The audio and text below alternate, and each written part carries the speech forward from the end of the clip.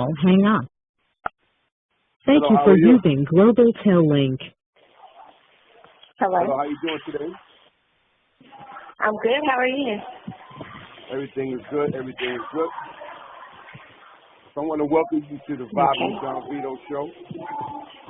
Can Okay, you tell thank you. everybody your name, please? My name is Crystal Goins. How you doing, Crystal? I'm good. Okay, so I welcome you to the Vibe with John Vito show. You know, I'm doing a series on women that's incarcerated and trying to spotlight some attention to their crimes so they could possibly get like some clemency or some type of time cut or just some type of break. You know, because the law is like the lawyers and stuff like that. The law system has been very bad, you know, throughout the years, and a lot of people fight for people in prison, for women in prison, and stuff like that. So that's the reason for you coming on the show. Okay. So can you tell everybody what you were locked up for? I have 4 first-degree murder charges. Okay, and how old were you when you committed the crime? I was 19 years old. 19 years old. And Yeah. how much time were you sentenced for? The judge sentenced me to 4 consecutive life sentences, plus 588 months. Okay. Do you have any co-defendants? I do. I have 1. Okay, is that a male or is that a female? It's a male. Okay. You can mention his name or you could not mention his name. It's up to you. Which do you prefer? Okay. Yeah, Huh? I'd rather not. Okay, that's I'd fine. rather not. That's fine. Okay. So how much time how long you been locked up? September will be 18 years. Okay, so you went in prison at 19 years old and you've been locked up for 18 years. Yeah. So you spent the majority of your life behind bars so far, pretty much. Yeah, pretty much. All right, so I just want to get your story. So where are you from? Where did you grow up as a young girl? I was born and raised in Gaston County, in Gastonia. Is that North Carolina?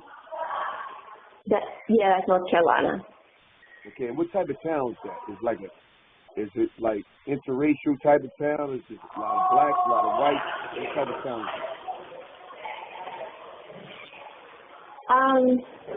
it? It's interracial. There's black and white.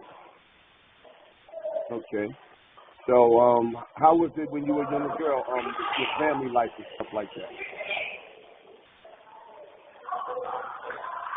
Well, my family life, it was pretty good. My dad, he got into some trouble when I was young. I was about 6 years old when he went to prison. That was kind of hard. But my mom ended up remarrying, and I had a good life with my mom and my stepdad. He was real good to us.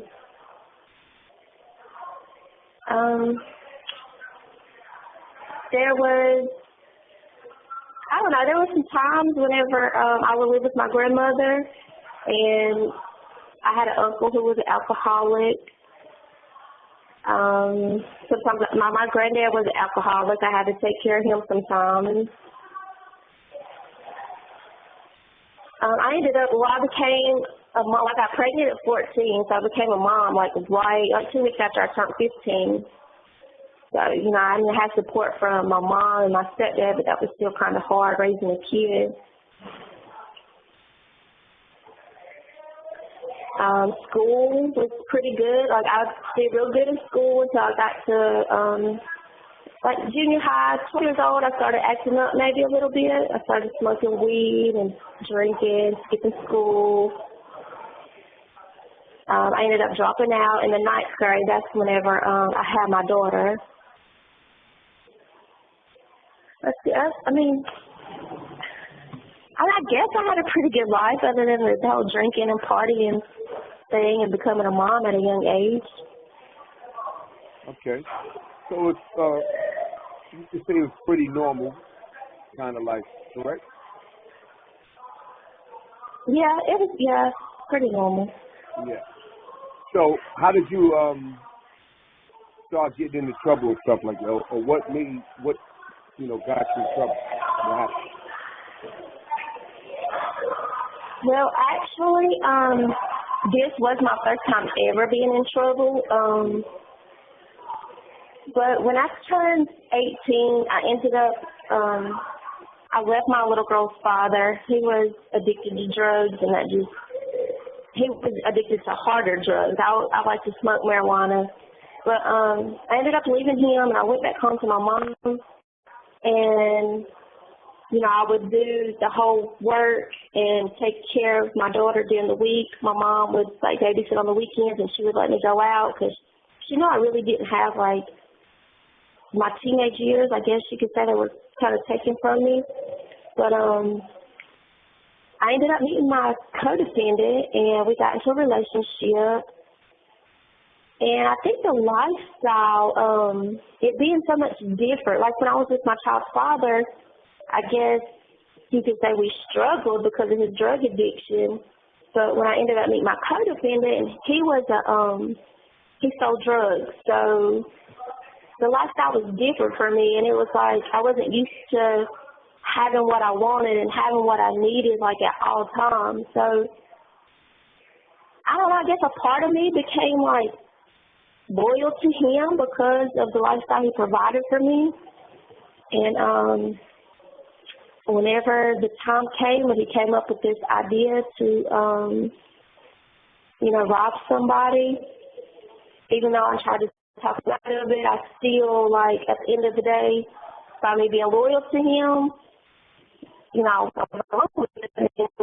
got me in trouble. So being that he was taking care of you basically and showing you love, you felt loyal to whatever he needed you to do pretty much, correct? Yeah, pretty much. Yeah, that can happen. But let me ask I don't Okay, go ahead. No, go ahead, finish. I don't really like putting it that way because at the end of the day, I like to feel like I made my own decisions, and I don't like putting the blame on him. But I do know that had it not been for his influence, I never would have done what I did. Okay. So let me ask you a question. So being that you said he was selling drugs and he was making money, why did he want to start robbing people?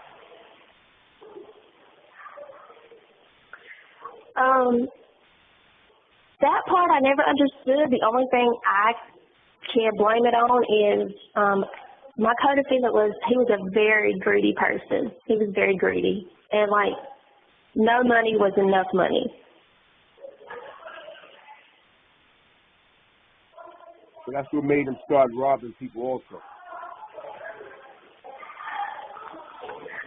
Yeah, but from my understanding, that had even started before me. So I think that's just something that he's done as far back as, whenever. But, yeah, he's a very greedy person. So how old is your co-defendant, age-wise, compared to you? Okay, so I was 19, and when I met my co-defendant, he told me that he was 28, but I didn't find out until later after we were arrested and stuff that he was only 24. So he was about 5 years older than me. Why do you think he lied about his age? I'm not sure why he lied. I don't know why he did that. All right, so what are you in jail for now? What is your offense?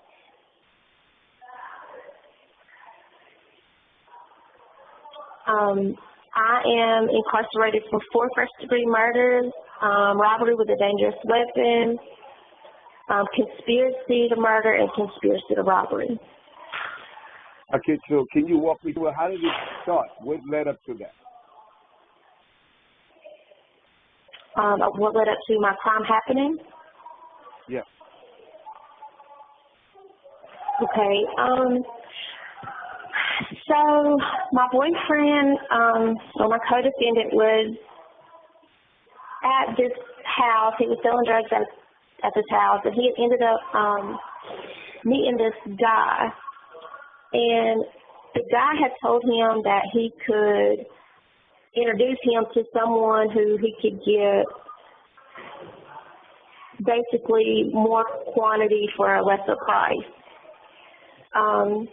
So my boyfriend was like, okay, you know, he was willing to go meet Billy Collins, which was one of the victims. He was the guy we robbed. So they met him within like a couple days. And then when my boyfriend, I don't know, just one day he was sitting there, he was like, I want to rob Billy. So I was like, what do you mean? He was like, well, Billy is this big-time drug dealer. You know, when I went down there, I noticed, you know, he had lots of money, lots of drugs. So, I don't know, I kind of blew off, you know, what he was saying at the time, but he kept talking about it, so I knew he was kind of serious. So I tried to tell him, I was like, I don't think that's a good idea, like, whatever. So, the next day, he woke up again, and he was like, you know, today is going to be the day that we rob Billy. So he kind of, he told me that he just wanted me to ride down there with him. He didn't, because his cousin, we went by his cousin's house, his cousin wanted me to stay at his house with his girlfriend while he rode down there with him, but my co-defendant was like, no. And he told me that he didn't trust anybody but me, whatever. So we ended up going down there the first time, and when we went into the house, Billy had company. So Keith ended up buying like a little bit of dope from Billy, and we left Billy's house. So we carried on about our day, and then a couple hours later, he was like, okay, we're going to go back down there. So we went back to Billy's house, and I knew that Keith had a gun on him. He always carried a gun. So I ended up going into the bathroom. When we got to Billy's house, we went inside and sat down, and they kind of talked business for a few minutes, and I excused myself to go to the restroom, and I tried to stay in the restroom for a little while thinking, okay, he's going to go ahead and, you know, rob this guy, and it's going to be over by the time I come out of the bathroom, and we'll just leave. So apparently while I was in the bathroom, the guy who initially introduced him came into the house, bought some drugs from Billy, and left. So when I came out of the bathroom, that's just when everything happened. Keith got up from the chair he was sitting in, and I remember Billy standing in the living room with his back turned. So Keith had walked up behind him and pulled his gun out. He shot him in the back of his head. There was two girls sitting on the couch. Keith had ran over to them. They were screaming, you know, weren't really trying to get up and run. They were sitting there screaming or whatever, trying to raise their arms to protect themselves. He ended up shooting them both twice. They died. And at that time, You have 60 seconds remaining. So, Crystal, the phone's going to cut off in a second. Is it possible you can call me back so we can continue? Uh-huh. All right, so I'm going to hang up right now. Then Okay, yeah, I can call you right back. Okay, all right. All right. Okay. Okay. Thank you for using Global Tel Link. Hello, Crystal. Hello. Hi. Hey. So we left off at he shot both of the girls while they were on the couch. Okay. So after that, there was a fourth person. She was a female, and we didn't know she was there, but she ended up coming out of the bedroom, which was connected right there to the living room. So she came out, and Keith ran over. my co-defendant ran over and shot her, and we assumed that she was dead because she was, laying there not moving or anything, and he went over to where Billy was laying and was going through his pockets and stuff, and as we were getting ready to leave, the girl who came out of the bedroom that he had just shot, she was moving and stuff, so he knew that she wasn't dead. So he pointed the gun at me, and Billy had a gun sitting on the table where he was sitting on the couch earlier. So he had told me to go over there and pick up Billy's gun and to shoot her. So I started crying, and I was like, I can't do that, I can't. And he was like, basically, you have to. You witnessed me killing these people, and I know that if you shoot her and kill her, basically, I won't tell on him because, of course, I'll get in trouble too. So I shot her, and she died, and we ended up leaving. And he made me drive the car, and I was just, kind of in shock and just shaking. And he was saying that he needed to, shoot himself, maybe, in the arm or the leg or something, so he could go to the hospital. I guess basically making it look like maybe Billy shot him. I really don't know. So I'm just, kind of screaming and crying, and I'm like, no. So after we left Billy's house, we ended up going to one of the victim's mom's house, and I guess Keith just acted like nothing ever happened. He went and talked to her and was collecting some money that she owed him. We went back to his cousin's house, and him and his cousin had left to get rid of the murder weapon, and he made me wash my hands in some OxyClean. We changed our clothes, and I assumed that we had got rid of them. But obviously, 2 days later, we were at our apartment that we had just rented, and my co-defendant was going through some laundry to put in the washing machine, and he came across his jeans, and they had blood on them. So he started taking a little straight razor. He was cutting the blood stains out and flushing them down the toilet, and then he went outside to throw the pants in the dumpster.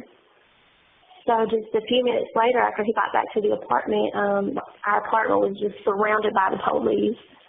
They had got his pants out of the dumpster. They busted up in our apartment and immediately arrested him. And I was in cuffs, but they told me that they weren't going to arrest me because they didn't believe that I played an active part in the murder, and that they had already had an agreement with the DA where they weren't going to arrest me. So I had to go to the police station and talk to the police. I basically denied everything. Keith was with me all day. This is what we did all day, and so they let me go, and I went to my mom's house, and I eventually had to go back to the police station, and that's when they showed me the jeans, and they said that they had did testing on it. They came back positive for one of the victims' blood. So I eventually confessed, and I told them, the part I played in the murders and what my co-defendant had done. And after me and my co-defendant had just a little bit of communication in the county jail. We wrote letters a couple times, and he had basically was like, don't say anything to anybody, don't tell the police anything. So my lawyer was trying to get me a plea, have my murder charges dropped down to second-degree murder if I would testify against my co-defendant, and I said no, I wasn't going to testify against him. But he ended up going to court for his trial, and when he got in front of the judge and the jury, he put all the blame on me. You know, I was the one who planned out the robbery. I was the one who killed everybody. So, you know, at that time I was like, you know, wow, I should have probably took my plea bargain to testify against him, but I didn't. But that's how it went, pretty much. Wow. So you pretty much stayed loyal to him. You didn't want to kill a girl. He coerced you into killing the girl, and then when you go to court, you go to trial, he puts all the blame on you when you could have took a lesser plea because you were trying to be loyal and not tell on him. Yes. That's a messed up situation. Let me ask you a question. Yes. Yes, he got you. He played you. He played you. Let me ask you a question. What kind of drugs did this guy have?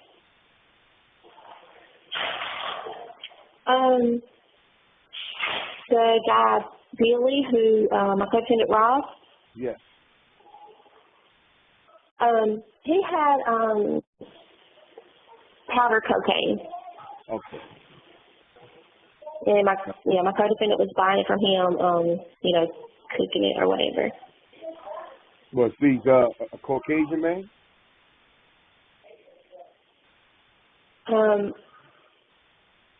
The guy that was murdered was Caucasian. My co-defendant is black. Okay. So let me ask you a question. So if he was going there to rob everybody, why did he kill everybody? Well, he told me that later on that he knew that he couldn't rob Billy without killing him. Mm-hmm. I didn't know Billy. That was probably like my first or second time maybe meeting him. And he was a pretty big guy. But he always stayed like surrounded by a gun. So a gun was always within arm's reach. So he figured that he wasn't going to be able to rob him without killing him. Mm. So how did you feel at the moment when he asked you to kill a girl? Or he pushed you into killing a girl? Oh God, I felt so many different things. Of course, I was scared. I was still in shock from sitting there watching 3 other people get murdered. And I had no doubt in my mind that me and my co-defendant, we were only together for maybe 2 months at the time. We hadn't been together long. So I had no doubt in my mind that, you know, if I didn't do what he was telling me to do, he'd just kill these other 3 people. So I don't think that, you know, there was enough invested in me that he just wouldn't kill me too. So, I mean, I was scared. Yeah, I kind of figured that is how you felt. Like if he just killed everybody with no problem, yes. And he was testing you to see if you killed that you would kill that girl, and if you wouldn't, he would have killed you because he didn't want no witnesses. Yes. And the only reason why he felt that you would be loyal, because the only way he felt you would be loyal is if you killed a girl, you know, in front of him. Then he felt that you wouldn't go tell because you killed somebody also, which he kind of pretty much forced you into doing. Right. So when you went to court, did you state that to the courts that he forced you into doing that? Okay, so I did. At first I kind of lied, and okay, so a lot of people don't know that because I didn't get arrested until about 2 weeks after my co-defendant did. Mm-hmm. So I was at the store and I ran into his sister, and she had told me that Keith had got a phone call from her No, she got a phone call from Keith, and basically my family was threatened. If I pretty much have to admit that I initiated the murders. So the story that I told to the cops I called the cops and told them that I needed to talk to them. And I went to the station and told them that I killed Billy and that my co-defendant killed the 3 girls. And I basically stuck to that story this whole time. But I didn't really have a chance. In court, I actually took a plea bargain for these life sentences because my lawyer told me if I went to trial, I probably would have received a death penalty. And being so young, you know, I mean, like, what do you choose? So my lawyer told me it was in my best interest to take the plea, and that's what I did. So I really didn't have a chance to tell my story in court. But what made you say that you killed Billy when you didn't kill Billy? Just the threat from Keith through his sister that, you know, my family would be harmed if I didn't go along with the story that he told. And that was basically that I went in the house and I shot Billy, and I gave him the gun, and he had no choice but to shoot the other 3 girls because they were witnesses. And that's just the story that I've pretty much told until today. Wow.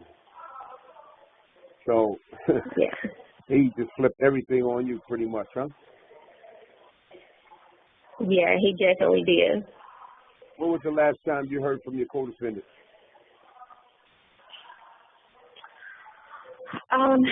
Well, I reached out to him last year. Before that, I haven't heard from him since,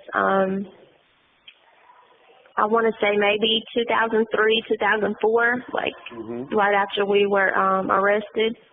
But I reached out to him last year, you know, just to see how he was doing mentally. I have ran into a couple of COs who know my co-defendant, and, you know, they were telling me about his mental health and stuff. And I reached out to him last year just to see how I was doing. He wrote back and asked me, was I trying to do anything with my case? And if so, if I needed any help, that he would help me. I'm really not sure, you know, how that would play out, but he offered. But after that one letter, we haven't wrote since then. So did you both get the same amount of time? We did both get the 4 life sentences, but I have an additional that he didn't have. Okay, so you wind up getting more time. Yeah. Did you ever think about trying to go back to court and have your attorney bring you back to court and try to get the real story out there and maybe get less time? Yes, it's definitely been a thought. My only issue is I can't find an attorney who is willing to, you know, take my case and fight for me for the simple fact that I took a plea. And they all pretty much tell me that taking a plea, I admitted to my guilt, and that's why I overturned. You know, but I think that, you know, one day the right attorney will see my case, hear about my case, and, you know, they'll be interested. What have you been doing to find attorneys? Has your family been supportive? Yeah, my family, you know, they contact lawyers. A lot of the females here, you know, they'll give me names of attorneys, and I'll call my family, and they will, they'll speak with them. By my case being so high profile, lawyers are pretty much asking like $250,000 to, even take my case. Mm-hmm. And which, wouldn't be a problem if there's, I guess, some type of tax or something, but lawyers are really expensive. Yes.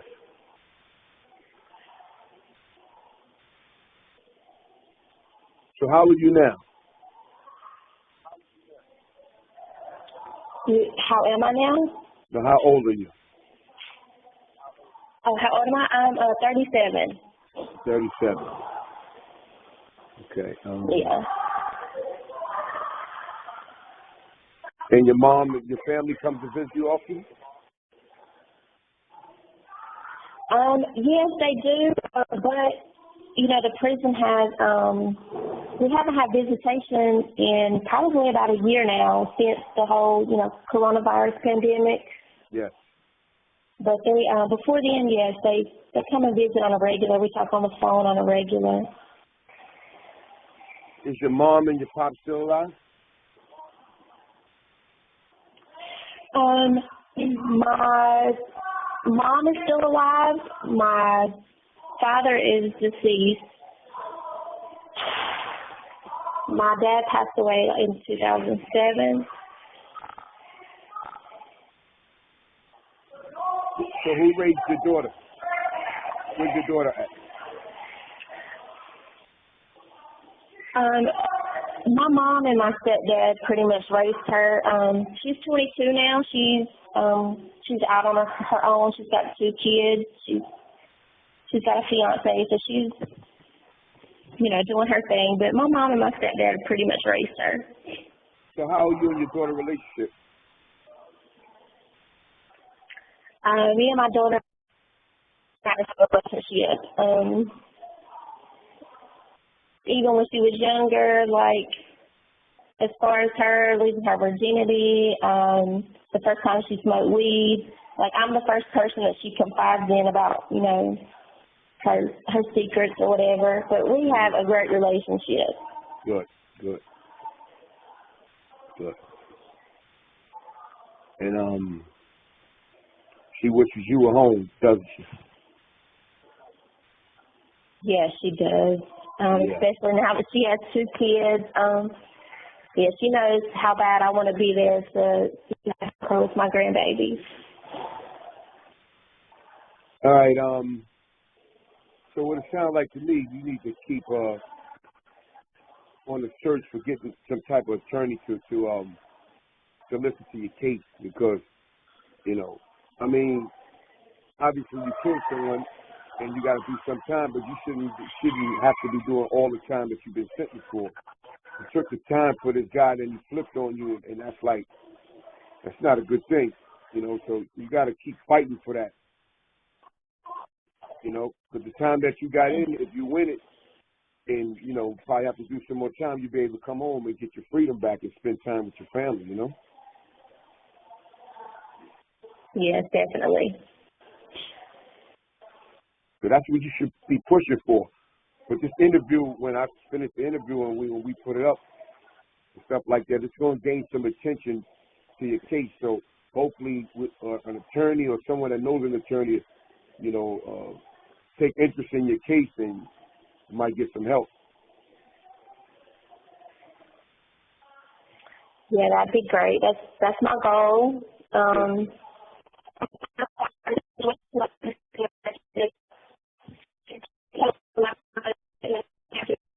For not just ourselves, but for our families. All right. What have you been doing since you've been incarcerated?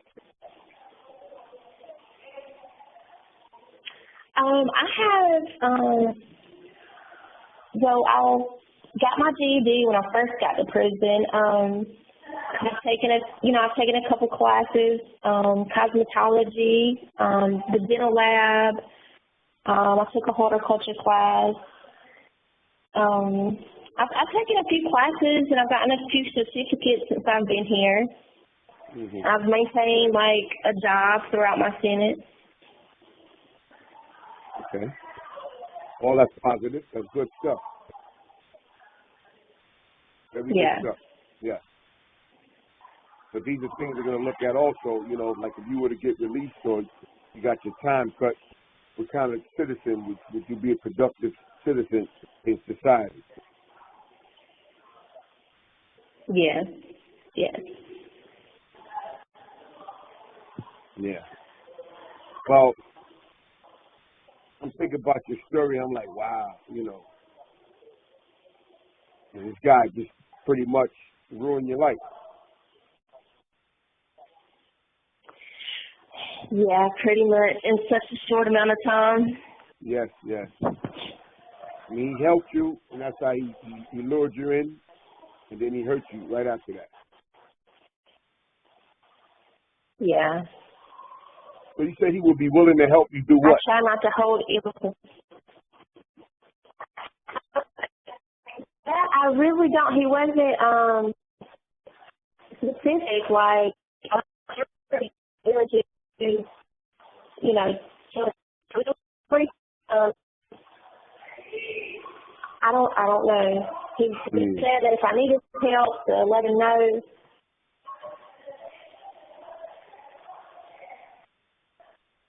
The only thing I feel he could do at this point is make some type of statement about what really happened, and you can use that, you know, get a chance, get a what they call it, just get back in court and state, you know, the story that really happened. Yeah, yeah. You should think about that. Try to get him to write a statement about what really happened with the case. Yeah, I can always reach out to him and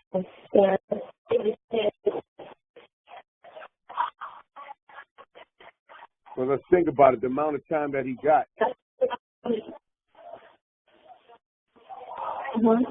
The amount of time that he got is not going to change. So if he, you know, to help you to get less time, you know, after he pretty much ruined your life, you know, that's what he can do to help you, you know? So yeah, I feel like that's the least he can do.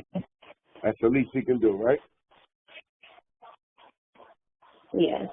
Yes. Okay, Kristen, so I want to thank you for coming to the show. You hear me? Okay, thank you for having me. Yes, and I'm going to do what I can on my end. Say that again? Thank you for having me. You're very welcome. And I'm going to do what I can on my end to get some attention to your case by putting this video, well, it's not a video, but this interview out and see what the people in the world, the people in the community have to say about what happened with you. And, you know, probably and most likely somebody will be an attorney or know an attorney and see if they can help you and ask them information how they can contact you.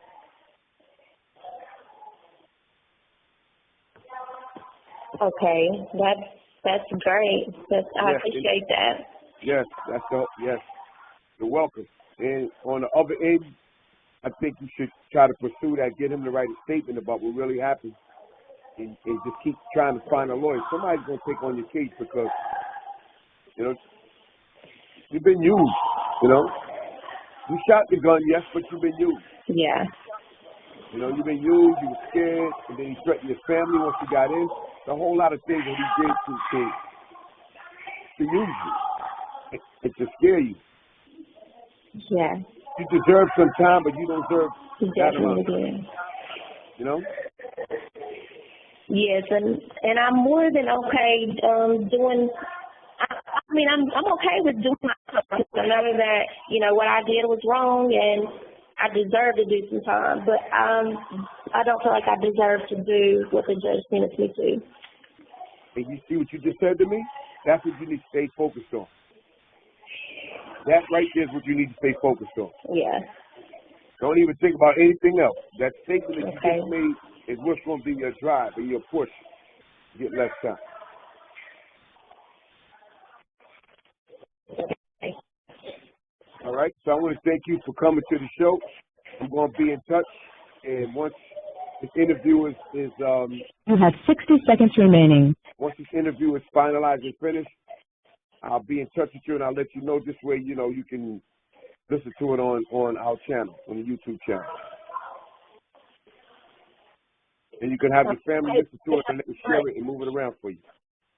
Okay?